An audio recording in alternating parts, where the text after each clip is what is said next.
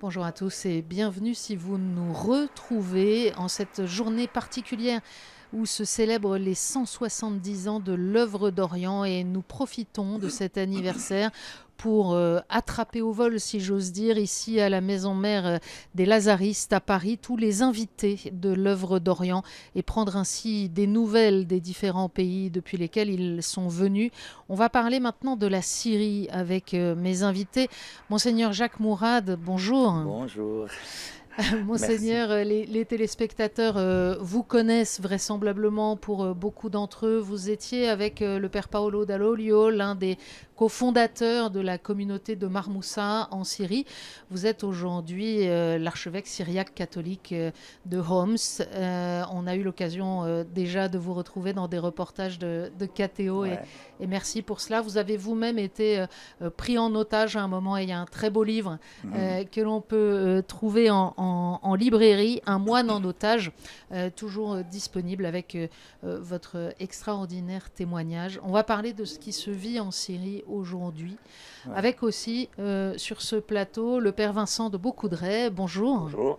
Vous êtes jésuite et vous êtes en mission aujourd'hui en tant que responsable du JRS, le service jésuite des réfugiés, dont le siège est à Damas, mais vous avez aussi été à Homs.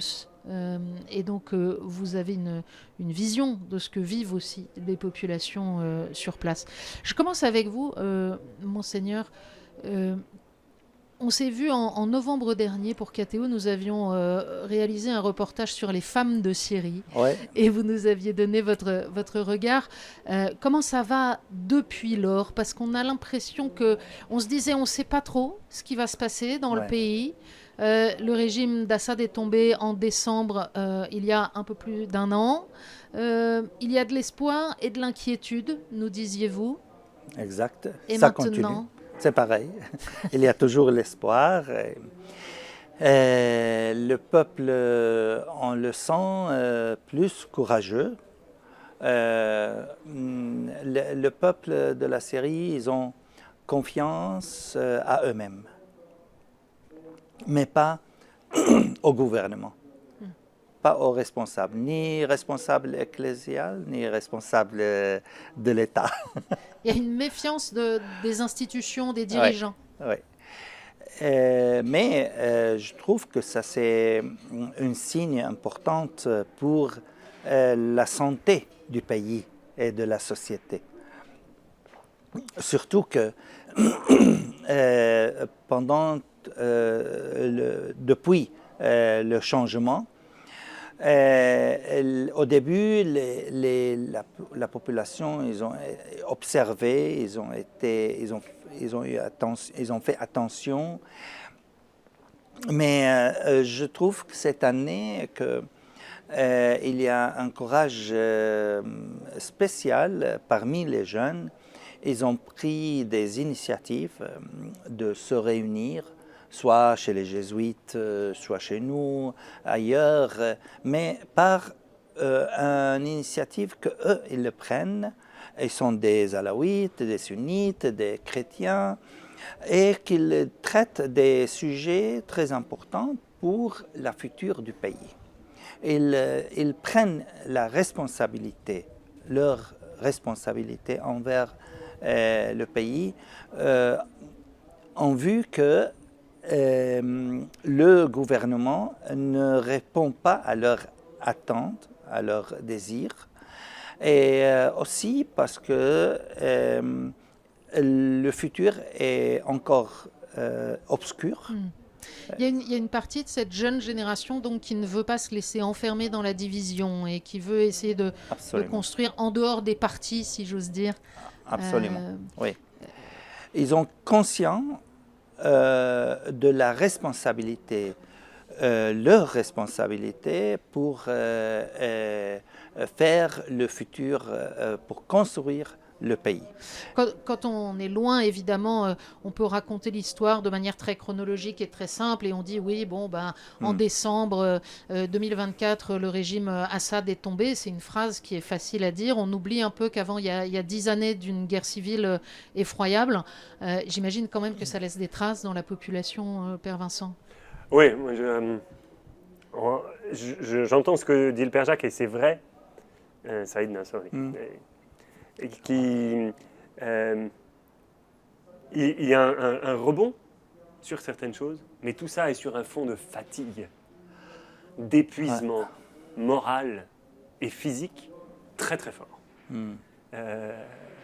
Et donc aujourd'hui, ce rebond, il s'exprime sur certains petits endroits. Mais par exemple, dans les gens que je fréquente, qui sont beaucoup liés aux minorités, diverses minorités, mais beaucoup liés aux minorités, 90%, s'ils pouvaient obtenir un visa pour quitter le pays, le quitteraient. Et cette fatigue, elle est notamment elle est liée à cette angoisse pour demain, on ne sait pas où on va. Et elle est liée au passé. Il y a un appauvrissement terrible. Moi, je suis arrivé en Syrie en 2019. De 2019 à aujourd'hui, les gens ont perdu plus de 90% de leur pouvoir d'achat. Ouais. Et alors, on survit en fait, on ne peut pas construire un... Mais quand on survit, ceux qu'on appellerait des classes moyennes supérieures survivent. Ça laisse à ceux qui sont en dessous de se débrouiller. Et donc ça, c'est dévastant en fait, c'est épuisant. Et est-ce qu'il y a une prise en compte des impacts psychologiques? Je me souviens d'un de vos frères dans une autre région, en l'occurrence à Erbil, en Irak, qui disait combien il y avait des besoins, après des épisodes aussi terribles de guerre, de prendre soin de l'esprit, de la tête, et que c'était quelque chose qui était parfois difficile à reconnaître en Orient. C'est vrai. Nous, on le fait beaucoup. Moi, je passe mes journées à essayer d'organiser des projets de soutien psychosocial, à organiser des groupes de parentalité, par exemple. Parce que cette angoisse, cette violence, cette fatigue, elle fait que les gens sont incapables d'être des bons parents. Et alors, on prépare la génération d'après qui va être traumatisée du traumatisme de leurs parents. Donc, il y a un vrai besoin. Le tremblement de terre nous a aidés. Tiens. Parce qu'il a cassé une stigmatisation de la question psychologique. Le traumatisme est devenu quelque chose d'un peu plus objectif, de plus facile à dire, et du coup, d'une certaine manière, sur l'acceptation du soutien psychologique, le tremblement de terre a été un soutien pour la population syrienne. Pardon pour cette phrase absolument horrible. Oui, parce qu'on avait l'impression de dire, mais mon Dieu, quand même, et encore plus ça par-dessus le... Exactement, non, c'est ça d'abord. Mais on comprend bien l'idée. Et j'en profite d'ailleurs dans la série Télescopage pour prévenir, si vous entendez des applaudissements derrière nous ou des éclats de rire, c'est pas en réaction à ce qui est dit. Je vous l'ai dit, c'est aujourd'hui l'anniversaire de l'œuvre d'Orient, et donc on a arraché nos invités au rassemblement qui a lieu à quelques mètres, et c'est les réactions qu'on peut entendre. Vous nous parliez de ces jeunes et de l'espérance que vous avez, que quelques jeunes puissent porter un projet commun. Il y a quand même, Monseigneur Mourad, une vraie inquiétude depuis l'arrivée au pouvoir du président et de son équipe, parce que le président Al-Chareh, on connaît son histoire. Son histoire est extrêmement brutale. C'est un fondamentaliste de ceux qui ont contribué à cette guerre de la dernière décennie. Et puis on a entendu ces paroles d'un désir de vouloir construire une Syrie avec tous les habitants de la Syrie. Et puis on a vu quand même depuis un an, sporadiquement, dans différents endroits, des accrochages assez forts avec certaines minorités. Est-ce que les chrétiens se sentent en danger aujourd'hui ? Je ne peux pas dire que les chrétiens sont en danger, mais le peuple syrien est en danger. Parce que si votre voisin est bien, vous êtes bien. Ça, c'est notre proverbe fameux. Donc, autant qu'il y a des crimes valables qui diffusent partout, surtout dans la région de Homs et dans l'entourage, on ne peut pas dire qu'on est bien. Mais le cœur du problème, je pense, et c'est ça, je trouve que c'est à une valeur que les jeunes ils essayent de cheminer tout seuls, parce que le peuple il n'a pas de confiance au gouvernement. Et c'est normal parce que le Shara, il a donné des promesses, il parle des bonnes choses, il donne des bonnes promesses, mais après, il n'y a rien qui se passe concrètement, soit au niveau de la sécurité, soit au niveau économique, soit au niveau social et culturel, etc., éducatif. Rien marche. Et eux, toujours, ils justifient, ils donnent des justifications qui ne sont pas raisonnables, pas du tout. Donc, pour ça, les gens, ils ont perdu la confiance dans cet gouvernement. Et je pense que comme il n'y a pas jusqu'aujourd'hui de sécurité, il y a les vengeances continuent dans le pays, on n'est pas bien. Le père de Boukoudreh soulignait que une grande majorité de la population, si demain on lui donne un visa, pourrait s'en aller. C'est notamment vrai pour les chrétiens. Dans une autre table ronde réalisée aujourd'hui, Vincent Gelot, qui est le directeur Pays de l'œuvre d'Orient pour le Liban, mais aussi pour la Syrie, nous rappelait que 80% des chrétiens du pays sont partis ces dernières années. Oui. C'est juste. Il ne reste que, on dit à peu près entre 250 000, 300 000, pas plus, par rapport à ce qui était avant. C'est terrible. Et ça donne un sentiment de solitude atroce à ceux qui restent. Leurs amis sont partis, 1 fois, 2 fois, 3 fois. Moi, j'accompagne des jeunes qui ont 35 ans, et ben ça fait 15 ans que leurs amis ont 20 ans. Parce qu'au bout de 5 ans, ils doivent retrouver des nouveaux amis, parce que leurs amis sont partis. Et ça crée de la tension, ça crée de l'impression de dire, mais j'ai choisi de rester un moment, bon, ça allait, une deuxième fois, ça allait, mais à un moment... Est-ce qu'il faut vraiment Est-ce qu'il faut vraiment que je choisisse de rester? Sinon, je voudrais juste souligner, vous avez posé une question, et j'ai beaucoup aimé le décalage. Vous avez demandé si les gens se sentent en danger. Et Saïdna a commencé par dire, je ne crois pas qu'ils soient en danger. Mais je crois qu'ils se sentent en danger. Et je crois qu'il faut tenir les deux. Honorer le fait qu'effectivement, d'une certaine manière, la situation sécuritaire dans le pays, avec des variations, des moments de tension, etc., il y a des choses qui s'améliorent. Mais avant de se sentir en sécurité, il faut un temps long, avec une tranquillité. Il faut pouvoir poser ses traumatismes. Il faut pouvoir les affronter ensemble. Et ça, on n'y est pas. Ouais. Donc autant, Et il ne faut pas qu'il y ait une résurgence sporadique vis-à-vis de telle ou telle communauté dans telle ou telle partie du pays, parce que vu d'un peu plus loin, c'est ce qu'on observe quand même tous les 2-3 mois. On dit tiens, il y a eu des affrontements qui ont repris à tel endroit, sur la côte, à tel endroit, au nord, à tel endroit. Et à chaque fois, ça fait repartir la population en arrière au niveau de ce sentiment de sécurité. Même s'il y a des progrès, ça nous fait repartir en arrière. Mais alors, je vais poser une question horrible. Est-ce qu'il faut rester? Pour nous, c'est absolument oui, il faut qu'on reste, parce que c'est nous qu'on est responsable de notre pays. Ce n'est pas le choix extérieur, ou bien le choix d'Israël, ou bien le choix du gouvernement actuel. Ce n'est pas à eux de choisir le futur de notre population, et surtout pour les chrétiens. C'est nous qu'on est responsable de notre pays, si on aime notre pays.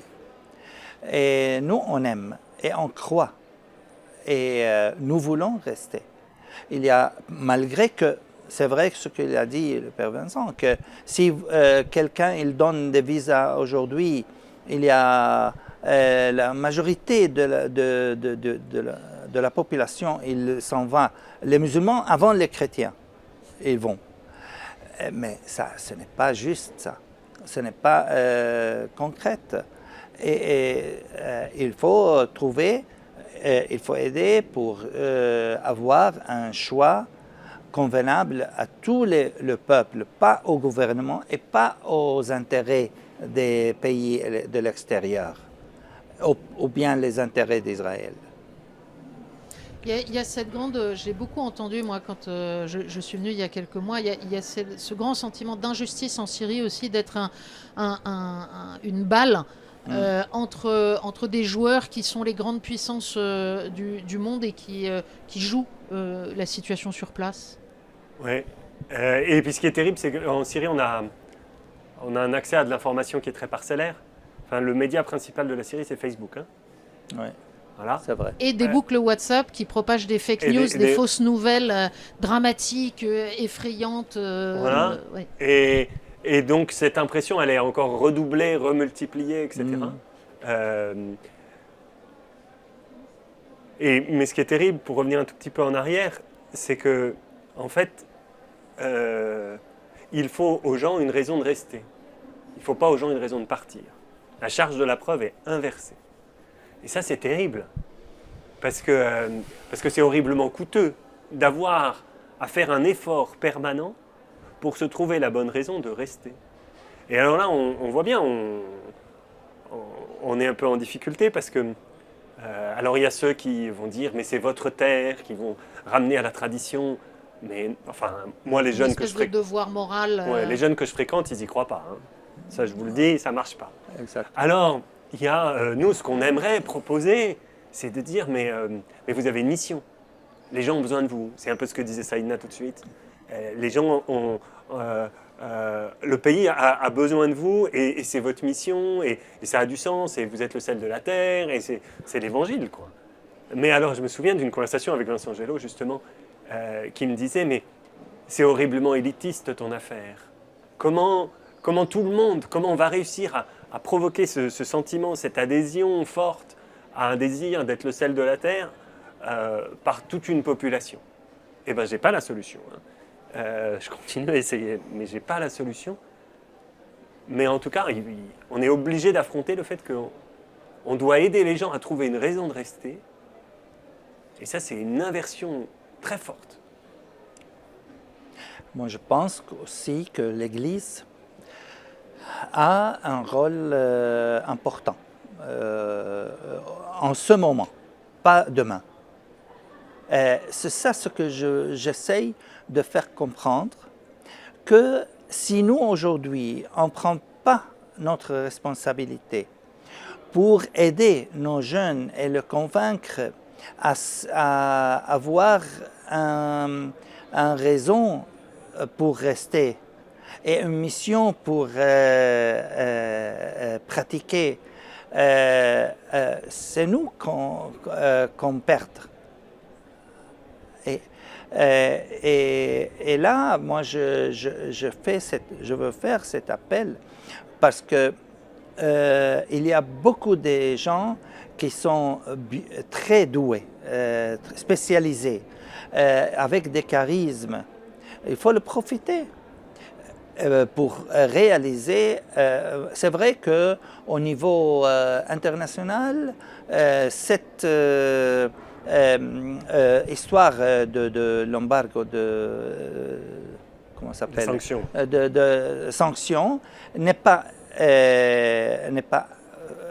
finie, mais au moins si l'Église essaye d'intervenir et de lancer des projets importants qui soient au service de toute la population, surtout sur la section éducative et sanitaire, nous, on peut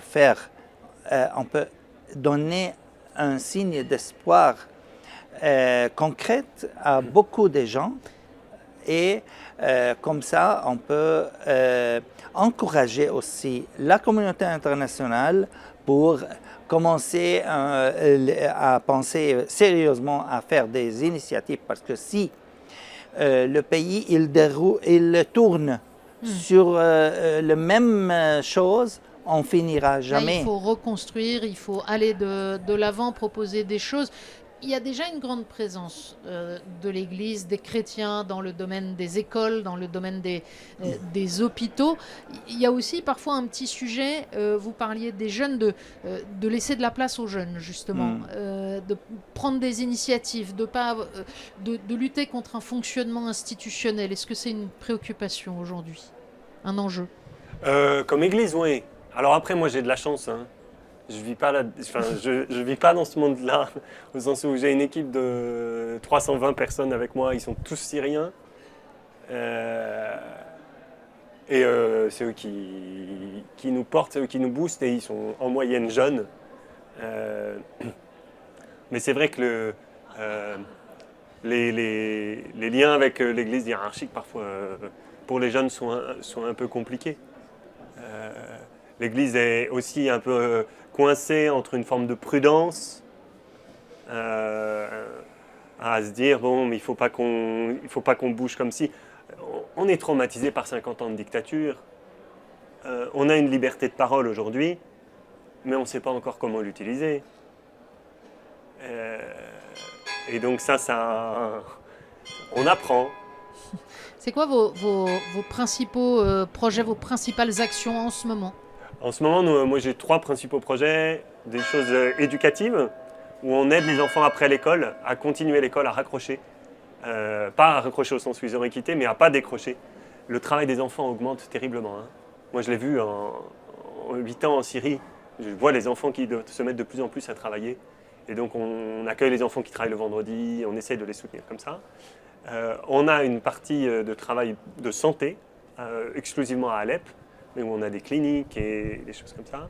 Et puis, on a des petits centres communautaires où on fait des activités psychosociales et notamment pas mal de choses sur la parentalité, comme je vous disais tout à l'heure, parce qu'il y a un vrai besoin.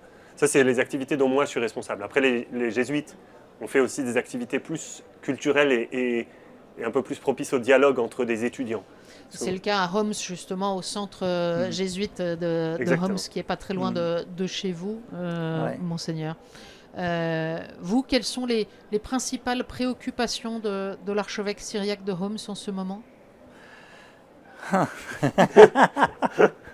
Alors, je dois dire que grâce à Dieu, qu'il y a... parce qu'une des choses principales que nous suivons sont les problèmes sanitaires.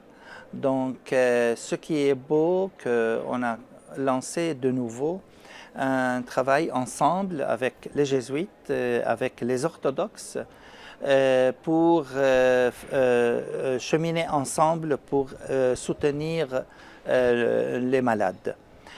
Et en même temps, on est en train de réaliser un centre, une clinique, une sorte de clinique, parce que les besoins concrets c'est ça ce que oui, il faut imaginer, parce que nous, on ne se le visualise pas forcément comme ça quand on est en France, mais que quand on est évêque, quel que soit le rite et l'église particulière, dans un pays comme la Syrie, vous avez des gens qui viennent frapper à l'évêché tous les jours parce qu'il y a un malade, parce qu'il faut trouver une solution pour la famille qui n'a plus de logement, parce qu'il faut trouver, il faut aider le quotidien. Oui, exact. Et nous, ce qui est bien aussi, on travaille avec tout le monde, on aide tout le monde, on essaye d'être proche de tout le monde. Mais je trouve que c'est avant les besoins matériels, ce que les gens ils ont besoin, et ce que nous essayons de le faire,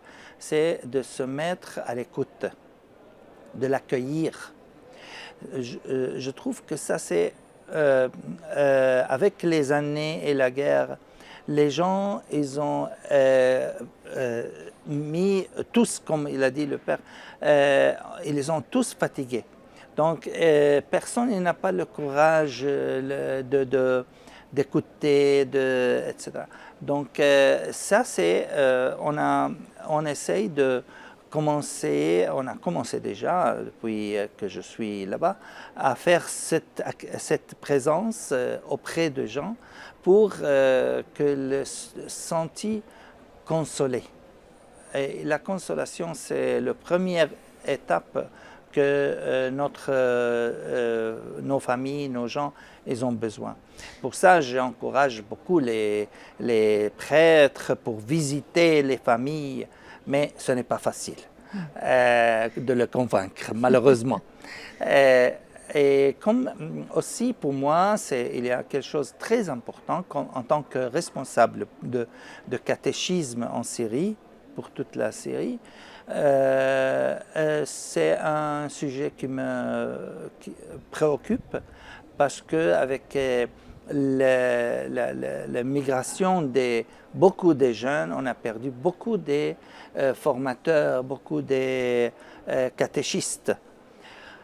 Et pour ça, il faut vraiment faire beaucoup d'efforts pour renouveler des équipes des jeunes dans le catéchisme, pour la formation de catéchisme, pour qu'ils soient eux-mêmes catéchistes dans leur centre, dans les différentes églises. Et pour que la foi transmise soit une foi personnelle, vécue, et pas uniquement une appartenance à un groupe. Voilà, exactement. Et pour nous, c'est vraiment une grande responsabilité et préoccupation, parce que ça a besoin beaucoup, ça demande beaucoup. Et enfin, moi, j'espère qu'on arrive à faire se croiser ça avec ce qu'on disait tout à l'heure sur le sens d'une mission. Ouais. C'est-à-dire que c'est dès le catéchisme.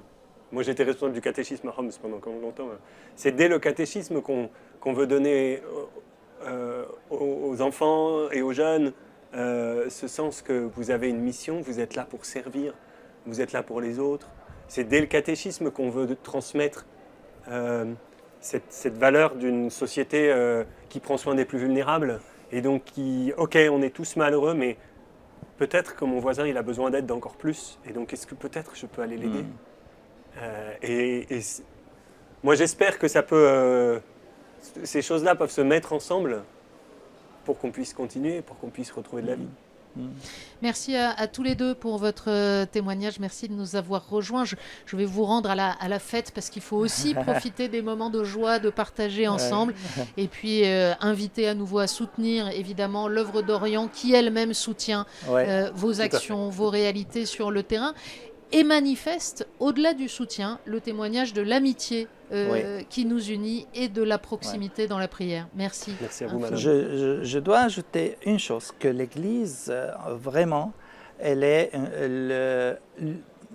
un des signes très forts de l'espérance pour le peuple syrien. Donc, on remercie le Seigneur.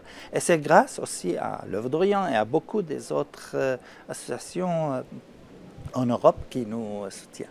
Merci beaucoup. Voilà. Au revoir.